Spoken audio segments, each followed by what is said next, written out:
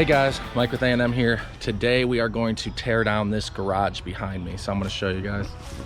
This garage obviously is not in the best condition. Let's look at it in here. It's literally fallen down and there's all kinds of stuff in here. Not sure what we're going to find, if we're going to find any animals or anything, but as you can see, the whole roof caved in. So this has had to been like this for a while. This is actually a foreclosed house. We're going to pick up all this trash as well. And there's like a pile of shingles there and some other stuff.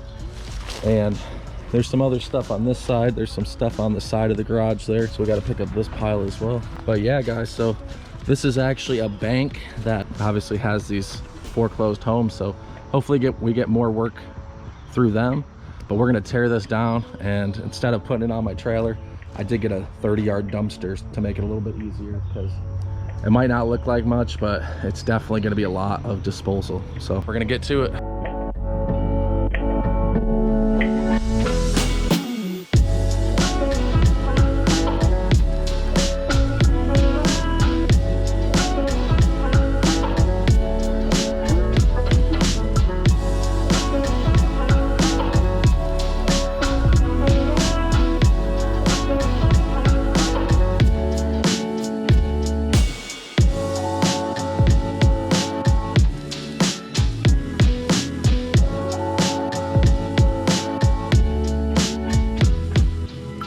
All right guys, I'm glad to say we are finally done. This ended up being a lot more than I thought. Here it is at the end.